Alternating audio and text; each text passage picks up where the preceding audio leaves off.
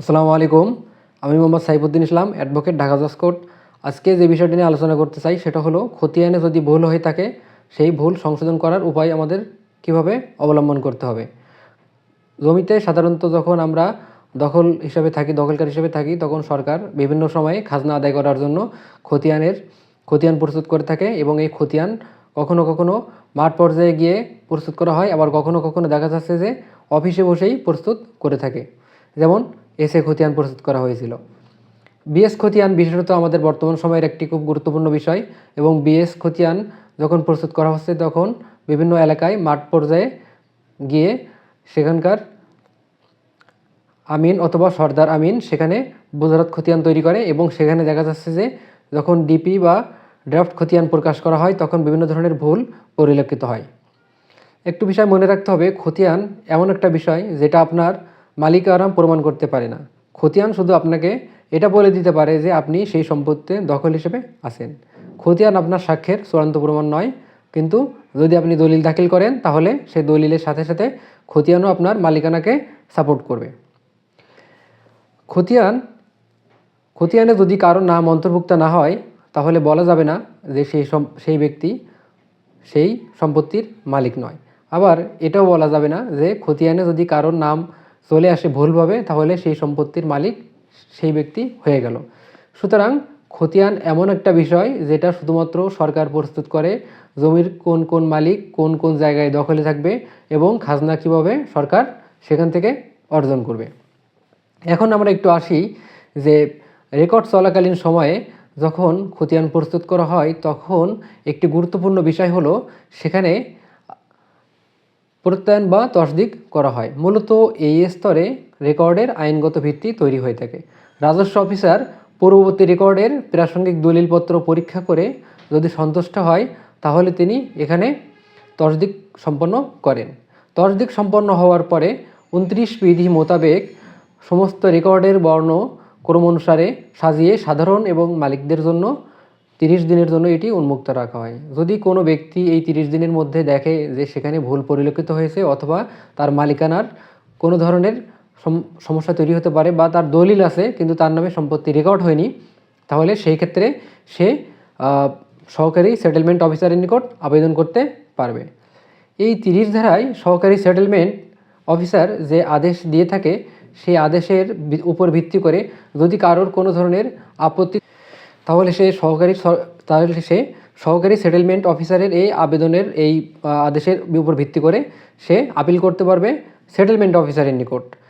এবং 33 বিধি মোতাবেক সেটেলমেন্ট অফিসার যখন চূড়ান্তভাবে এই সব কিছু বিবেচনা করে যখন সব সমস্যার সমাধান হবে তখন তিনি সেটি চূড়ান্তভাবে প্রকাশের ব্যবস্থা করবেন। মৌজা এবং নকশা যখন চূড়ান্ত হয়ে যায় তখন জনগণ ইচ্ছা করলেই 100 টাকার বিনিময়ে সেটা খরিদও করতে পারে। চূড়ান্তভাবে প্রকাশিত হলে ভলিউমের এক সেট সংশ্লিষ্ট জেলা জজ আদালতে এবং এক সেট ভূমি রেকর্ড জরিপ রেকর্ড রুমে সংরক্ষণের জন্য প্রেরণ করা হয়ে থাকে। এখন আমরা একটু আসি যে খতিয়ান তো এই মাঠ পর্যায়ে যখন প্রস্তুত করা হচ্ছে তখন আমরা দেখলাম যে কিভাবে সেটা সংশোধন করতে হবে, ভুল হলে সে কিভাবে আপত্তি এবং আপিলের মাধ্যমে নিষ্পত্তি করা সম্ভব।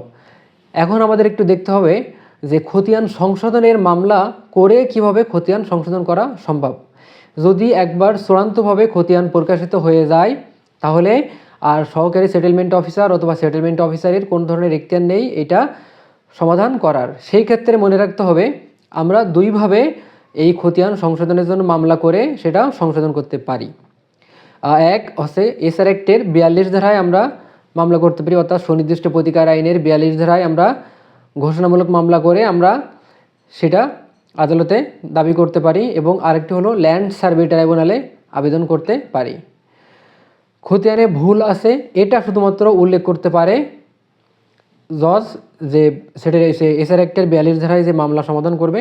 কিন্তু মনে রাখতে হবে ল্যান্ড সার্ভে ট্রাইব্যুনাল যখন প্রতিষ্ঠা হয়ে গেছে সেই ক্ষেত্রে খতিয়ান সংশোধনের মামলা বিচার করার ক্ষমতা শুধুমাত্র ল্যান্ড সার্ভে ট্রাইব্যুনালের।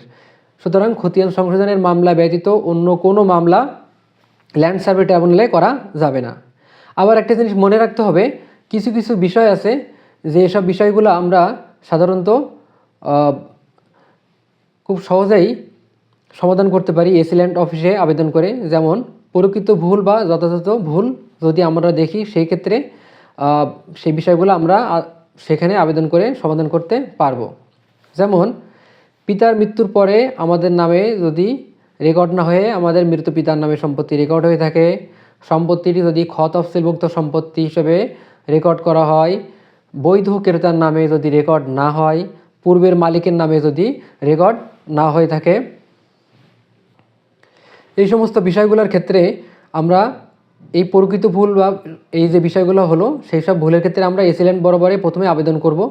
এসিল্যান্ড তখন মিসকেস করে আমাদেরকে বলবেন যে আপনারা মিসকেস করেন, মিসকেস করলে তখন একটা রেজিস্টারে সেটা অন্তর্ভুক্ত করা হবে এবং আমাদেরকে তিনি একটি প্রাপ্তি স্বীকারপত্র প্রদান করবেন। এই প্রাপ্তি স্বীকারপত্র পাওয়ার 7 কার্য দিবসের মধ্যে সার্ভেয়ার বা কানুনগোকে তিনি নির্দেশ দিবেন বিষয়টা আসলে কি সেই বিষয়ে তদন্ত করার জন্য। কানুনগো তদন্তের রিপোর্ট দাখিল করবেন এবং যখন কানুনগো তদন্তের রিপোর্ট দাখিল করবেন তখন প্রতিপক্ষকে নোটিশ দিয়ে শুনানি করে এসিল্যান্ড সেই বিষয়টি নিষ্পত্তি করতে পারে। অর্থাৎ আমরা দেখলাম যে কিছু কিছু বিষয় থাকে যেটা খতিয়ান পাবলিশ হয়ে গেলে অথবা নামজারি করার পরে যদি ভুল হয়ে থাকে, তাহলে সেই সব ক্ষেত্রে আমরা এসিল্যান্ডের কাছে আবেদন করে কিভাবে সেই সমস্যার সমাধান